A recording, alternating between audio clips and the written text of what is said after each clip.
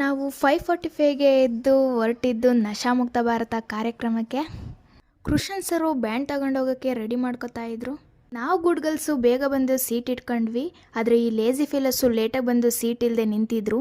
ಇವರೆಲ್ಲ drum set ಸಂಘದ ಅಧ್ಯಕ್ಷರು ಉಪಾಧ್ಯಕ್ಷರುಗಳು. ನಮ್ಮನ್ನು 6 ಬರೋಕ್ಕೆ ಹೇಳಿ ಇನ್ನೂ 8 ಆದ್ರೂ ಪ್ರೋಗ್ರಾಮೇ ಸ್ಟಾರ್ಟ್ ಮಾಡಿರಲಿಲ್ಲ.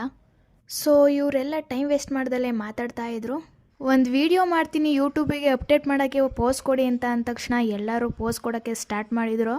ನಮ್ಮ ಕ್ಲಾಸವರು ಪೋಸ್ಟ್ ಕೊಡೋದ್ರಲ್ಲೇ ಫೇಮಸ್ಸು, ಅವ್ರಿಗೆ ಹೇಳ್ಕೊಡ್ಲೇಬೇಕಾಗಿಲ್ಲ. ನಮಗೆ ಗೊತ್ತಿಲ್ಲದ ಹಾಗೆ ನಾವು ಆರ್ಗನ್ನ ಡೊನೇಟ್ ಮಾಡ್ತೀವಿ ಅಂತ ಪ್ರಾಮಿಸ್ ಮಾಡಿಸ್ಕೊಂಡ್ರು. ನಮ್ಮ ಕ್ಲಾಸ್ ಬಾಯ್ಸು ಕರೆದು ಜ್ಯೂಸ್ನ ಡಿಸ್ಟ್ರಿಬ್ಯೂಟ್ ಮಾಡ್ತಿದ್ರು. ಜಾನಿ ಎಸ್ ಪಪ್ಪ, ಬೀಡಿ ಸಿಗರೆಟ್ ನೋ ಪಪ್ಪ ಅಂತ ನಾವು ಘೋಷಣೆನ ಸ್ಟಾರ್ಟ್ ಮಾಡಿದ್ವಿ. ಆದರೆ ಎಷ್ಟು ಜನ ಪಪ್ಪಂದಿರು ಇದನ್ನು ಅಳವಡಿಸ್ಕೊತಾರೋ ಗೊತ್ತಿಲ್ಲ. ಆದರೆ ನಮ್ಮ ಪ್ರಯತ್ನನ ನಾವು ಮಾಡಿದ್ವಿ.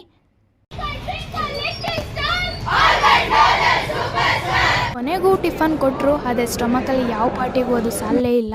ಏನೋ ಕೊಟ್ಟಿದ್ದನ್ನ ಸ್ವಲ್ಪ ತಿಂದ್ಕೊಂಡು ರಿಟರ್ನ್ ಕಾಲೇಜಿಗೆ ಹೊರಟ್ವಿ. ಅಲ್ಲಿ ಕೊಟ್ಟಿದ್ದು ಸಾಕಾಗಲಿಲ್ಲ ಅಂತ ಬೇರೆ ಹೋಟೆಲ್ಗೆ ಹೋದ್ವಿ. ಆದರೆ ನಮಗೆ ಬೇಕಾಗಿದ್ದು ಸಿಗಲೇ ಇಲ್ಲ. ಬಂದು ನೋಡಿದರೆ ಇಲ್ಲೊಂದು ಮೀಟಿಂಗ್ ನಡೀತಾ ಇತ್ತು. ಆ ಮೀಟಿಂಗಿಗೆ ನಾವು ಜಾಯ್ನ್ ಆದ್ವಿ.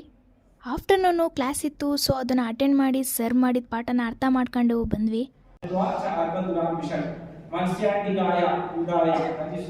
ನೋಡಿ ಇವರೆಲ್ಲ ನಿದ್ದೆನ ತ್ಯಾಗ ಮಾಡಿ ಎಷ್ಟು ನಿಷ್ಠೆಯಿಂದ ಪಾಠ ಕೇಳ್ತಿದ್ದಾರೆ ಅಂತ.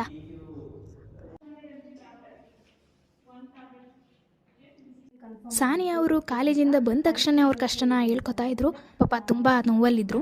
ನಾವು ಸ್ವಲ್ಪ ಲೈಟಾಗಿ ಓದ್ಕೊಂಡು ಬರ್ಕೊಂಡು ಪಾಚಿ ಮಾಡಿದ್ವಿ.